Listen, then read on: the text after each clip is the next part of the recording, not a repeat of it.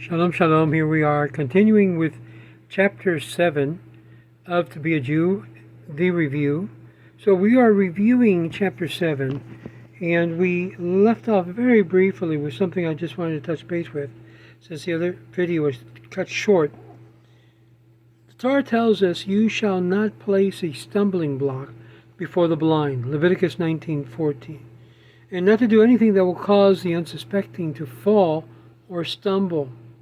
Falling or stumbling is applied to also ethical, moral, religious failings which one is forbidden to cause or provoke in others.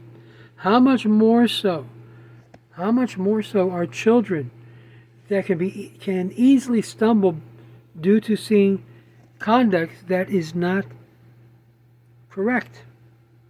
Parents are forbidden to be super sensitive or over demanding of the children and cause the respect due to them become burdensome yoke, yet let them cause to stumble in fulfilling the precepts of honoring and revering the parents. Although a boy under 13 and a girl under 12 is not personally liable for the observance of religious statutes, it is forbidden to ask any child to do anything that is forbidden by religious law, even if it's a religious purpose, such as carrying the talit bag or the siddur to the synagogue on Shabbat. It is important that parents always show love for their children and adequately attentive to their needs and their problems.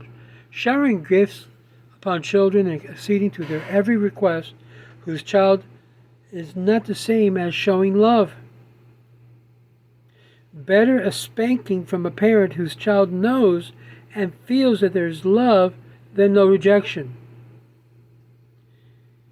A request denied while temporarily irritating a child may be, depending upon the circumstances, be seen by the child as an indication of greater concern than indiscriminate granting of a request or to do what you want. The religious training or education of son and daughter on every level is crucial in the preparation of Jewish heritage and world Jewry. It must be given priority, and it's only a second-place effort directed towards the saving of lives in an imminent danger. Now, I'm going to add something else here to this, and that's very important because we live in a society where parental alienation is, you'll see that every day. Even in divorces, but we'll take a look at that later on. Many times the parent put all of their bitterness and anger towards the other parent upon the children's shoulder, trying to fight for, I have it right, he's wrong, he's bad, he's evil. And this pulls the child psychologically, mentally, and emotionally in ways that you have no idea. It's literally considered child abuse when we have a situation where one parent tries to alienate the child from the other parent, and there's no chance for the child to have an adequate, balanced view of both parents. And so the child has no other thing to do but to take a side and choose a side. And obviously in today's society, it's usually the side of the mother and not the father. And this, no Jewish community has yet to deal with these issues that is really destroying the very society of the Jewish community. Well, let's go further and go into the relationship of husband and wife, because really that's where everything starts. The peaceful home, Shalom Bayit, where harmony and good will between husband and wife reigns, must be an overriding value concerns an aim of every couple.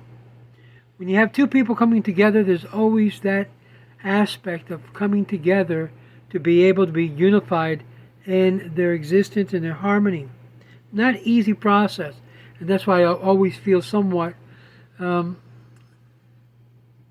uncomfortable dealing with the subject of relationship of husband and wife in the Jewish concept, because it really takes a lot of work and a lot of effort from both sides. According to the biblical precept, a husband is responsible for providing with his wife food, clothing, and conjugal rights. Exodus 21, verse 10. The precept teaches that it is the husband's responsibility to satisfy the physical needs of his wife.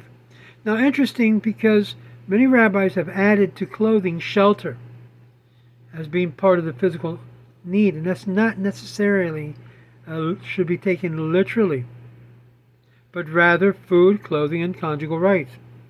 And we have always issues when it has to do with the husband providing clothing or monies or budgets for the women to be able to buy their clothing, because she spends it on something else. Then the money they gave her is not going to the purpose in which you gave it to her. A man must never force himself upon his wife against her will. On the contrary, conjugal rights is something of great importance. A man must never force his will upon a wife. If a feeling of hatred exists, he to her or she to him, even physical intercourse itself may be desired and should be avoided. It's not under the proper emotional circumstances. If there's anger, it's forbidden to engage in conjugal acts until the anger has abated or tender words have been replaced by the harsh one. A woman must never deliberately delay her immersion into the mikveh or otherwise make herself unavailable to her husband, just as to annoy or aggravate him, or simply because she's too tired to do it. To use conjugal acts as a weapon over one's mate, as a means to punishing the other mate, or as a means of getting one's way in the other matter, is one of the most serious offenses between the husband-wife relationship. The sages also cautioned the man to be very careful about avoiding insulting his wife, so as not to cause her pain by his word, and this applies to the words between them that are said in private. How much greater is the severity of the pain and the sin entailed when such insults and criticism are made before the others. And by the way, this doesn't apply only to men, this also applies to women. Many times the women's word is very discouraging to the man and literally beats him to the brow, making him feel unimportant and not even a man.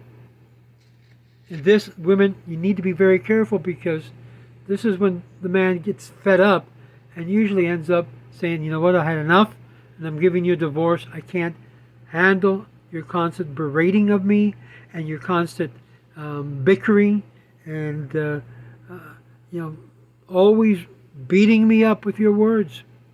A man, however, must show love of his wife at least as much as himself, but honor her more than himself. This according to Yebamot 62b and Sanhedrin 76b. A man should always eat and drink less than his means allow him, and should dress according to his means, and should honor by proper clothing and dwelling place his wife and children even more so than what he can afford. This according to Chulin 84b. Eat and drink less and add savings to enhance your dwelling place. This according to Pesachim 114a. In the affairs of the household and feeding the clothing of his sons and daughters, a man should follow the advice of his wife, as peace and harmony will dwell in his home as a result. Baba Metzia 59a. Our sages said a man should always flatter his wife for the sake of marital harmony. Midrash Yelamdenu. A woman of valor who can find for her a price which is far above rubies is mentioned in Proverbs 31:10. It's sung to her every Shabbat. A Jewish sage once said the Psalms is in praise of the woman who deliberately gives up her father's way in favor of those of her husband. Oy, I wish many women listened to that. Who smiles upon him when he is angry, or who honors him in poverty as well as in wealth, in old age as well as in youth. She is slow to leave the home, but quickly to give bread to the poor. Though she may have many servants, she does not sit idle, but works with them. She is attentive to those who address her, but not nasty in her response. She is happy with her husband's happiness, and the source of hope to him when he is burdened with woes. Her ways are seemingly, and she is glad in modesty. A Jewish man will never win an argument. For this reason, Eshet Chayil, the woman of valor, should understand this. Who is rich? Asked Rabbi Akiva. He who has a wife whose ways are pleasant. Shabbat 25b. A man should be kindly and not demanding in his house. Midrash Bamidbar Rabbah 89. Anger, please listen to this, husbands. Anger in a household is like a worm among sesame seeds. Sota 3. If you have an issue, men, with anger, you need to work on that immediately, because eventually, like a worm, it begins to eat inside the marriage relationship and begins to affect the wife, as well eventually frustrate the man. Because sesame seeds are so small, when a worm spoils them, they all must be discarded, even if it is impossible to separate the good seeds from the ones eaten by the worm. Through anger, the wise man loses his wisdom, says Pesachim 66. But should anger come to pass, it's better to be angry and then contrite with due apologies and humility than to try to justify the anger by insisting, I was right.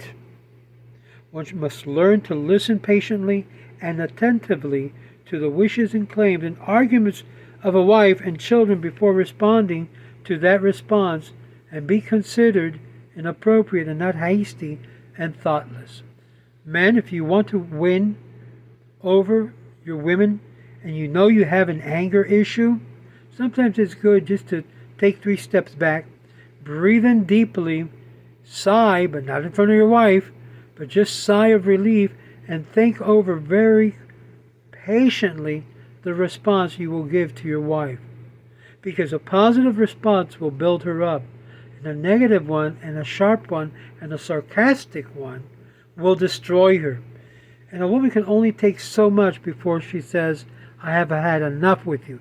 No matter if you are a wealthy person or a dignified rabbi in the community. Learn to treat your wife well, and she will be with you for the majority of your life. Now, unfortunately, not all relationships work. And then we have this word that a lot of people don't like. I don't like hearing it. I don't even like talking about it less. But it's the word called divorce. And in that, we're going to take a particular video specifically about the issues of divorce and how divorce arises and what is the process of divorce. In old times, the only one who can give the divorce was the man.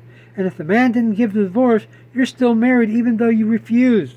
But we're going to take a look at it, that because of so much abuse in this situation, women who basically complained didn't get a response to until there were changes by the rabbis to force the man to give the wife the divorce that she wanted to get out. So we'll talk about that in our next video. So stay tuned and make sure you share this. Even if you're not wanting to become a Jew, I think it's very constructive and edifying for those of you that are struggling with a man who has anger or with a wife who has anger. And believe me, there are women out there who you don't want to get them angry. They will destroy you. So please stay tuned for more and learn to have patience. And remember Shalom Bayit, which is the key of this entire chapter. Shalom Bayit means that a man and a woman can do things that's necessary to keep peace in the home and to keep the home together. If you have any issues with that, consult with a rabbi that has a good ear, a good heart, to be able to give a good response and answer to the situation you're having. Not just someone who tells, let's give him a divorce. Go through therapy with people who have you in mind and the best interest of the couple. Don't go with people who want to see your marriage already divorced. That should be the last option. Last option. Therapy.